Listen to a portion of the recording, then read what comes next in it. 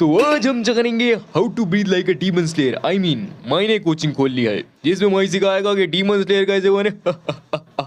तो डीमंस के पास है रीजनरेशन, स्पेशल पावर्स, इमोर्टलिटी लगभग और माइकल जैक्सन। और डीमन स्लेयर के पास है सांसें, मतलब I mean there are only two things जिनका इस्तेमाल करके डीमन स्लेयर डीमंस के खिलाफ लड़ रहे हैं। नंबर 1 स्पेशल टाइप की कटाना, number 2 breathing styles, technique and breathing system. तो ब्रीदिंग सिस्टम को तेजी में एकदम समझ लेते हैं क्योंकि लाइक से सब्सक्राइब की भीख भी तो मांगनी है। देखो सारी ब्रीदिंग स्टाइल सन से निकली हैं। एक बंदा था एकदम सॉलिड सेंगोकू पीरियड में जिसका नाम था योरिची तुजुकुकुनी, मतलब समझ लेना, देखो नीचे लिखा हुआ है योरिची जुकी कुनी, जिसको नहीं था किसी की भी बात सुननी, उसने फिर अपने टाइम में मचाई सभी डीमन सहित माइकल जैक्सन की पुंगी। इससे ज्यादा बोलूंगा तो स्पॉइलर हो जाएगा। फिर क्या था, सबने कहा अपन भी बनेगा डीमन स्लेयर, अपन भी बनेगा डीमन हंटर, और सबके अंदर जाग गया एकदम जोश कि मैं भी सीखेगा ब्रीथिंग स्टाइल। कोई शक? लेकिन अफसोस की बात है कि कौनो सीख नहीं पाओ सन ब्रीथिंग, बट सब शुरू कर दिए अपनी अपनी स्टाइल की ब्रीथिंग। ऐसे करके सन ब्रीथिंग के टुकड़े हुए 5 जो थे 5 नेचुरल एलिमेंट्स के मिमिक्स। वाटर बोले तो मैं पानी पानी हो गए, फ्लेम बोले तो आग लगा दी, आग लगा दी, आग लगा दी, आग लगा थंडर बोले तो बिजली के। स्टोन बोले तो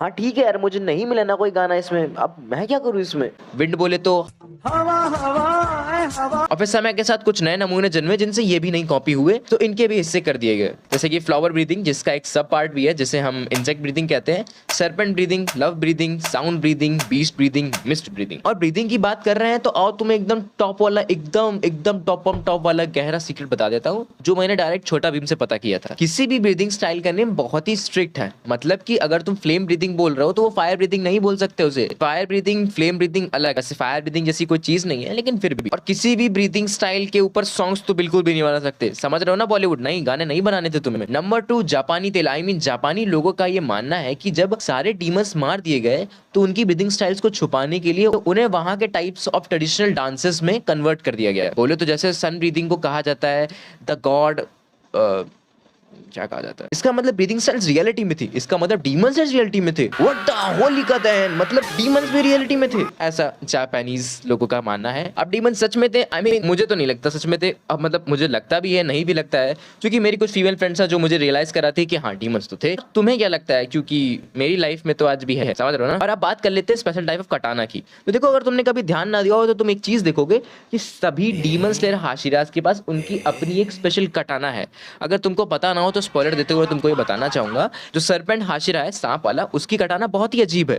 वो कटाना लहरी हुई सांप की तरह पतली पतली लहराई हुई है, अजीब सी, मतलब अलग तरीके की। और हमारा स्टोन हाशिरा जो स्टोन ब्रीदिंग यूज करते हैं वो वाले दद्दू एक्स को यूज करते हैं एज अ वेपन। किसी की कटाना आगे से शार्प और बीच में पतली है, चूंकि उनसे तलवार नहीं चलाई जाती, उनमें ताकत नहीं है तो सुई चुबा चुबा के लड़ रही है डीमन से। किसी की तलवार में अजीब तरह के कट लगे हुए हैं, मैं समझ रहा हूँ, मैं उसकी की बात कर रहा हूँ। हर डीमन स्लेयर अपने कंपैटिबल या अपनी ब्रीदिंग स्टाइल के हिसाब से अपनी तलवार को कन्वर्ट कर लेता है या अपनी कटाना को कन्वर्ट कर लेता है ताकि वो उसकी फ्यूरियसनेस या उसकी ब्रीदिंग स्टाइल के साथ कंपैटिबल हो जाए और उसको वैसे ही तलवार फ्लो करने में हेल्प करे। जैसे बीस्ट ब्रीदिंग में वो बेसिकली क्या करता है, वो मिमिक करता है जानवरों को ताकि वो जानवरों की तरह बस एकदम खूंखारों की तरह टूट पड़े, कस के ताकत लगाए और काम हो जाए। वहीं पर इंसेक्ट ब्रीदिंग में क्या होता है, इंसेक्ट अपने स्टिंग्स का इस्तेमाल करते हैं और उस बंदी में इतनी ताकत भी नहीं है कि वो किसी का गला काट पाए, सो सिंपली चुभा देती है। इसीलिए उसकी तलवार को पतला और आगे से नुकीला कर रखा है जिसपे पॉइजन लगा रखा है और बस हल्का सा चुभा के मार देती है, और मार रही है तो किसी को क्या ही दिक्कत होगी। ऐसे ही आगे चलकर अलग अलग हाशिराज के पास अलग अलग तरह की तलवार है। जैसे कि हमने विलेज आर्क में अभी देखा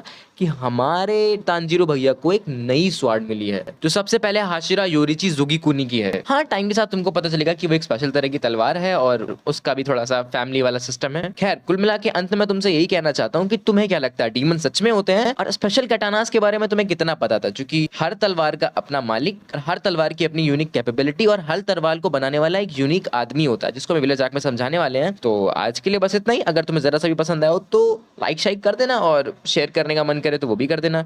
लेकिन देखो यार कमेंट करना बहुत जरूरी होता है तो वो जरूर करना, और सब्सक्राइब करना आपकी इच्छा पर निर्भर करता है। मिलते हैं नेक्स्ट वीडियो में, तब तक के लिए बाय।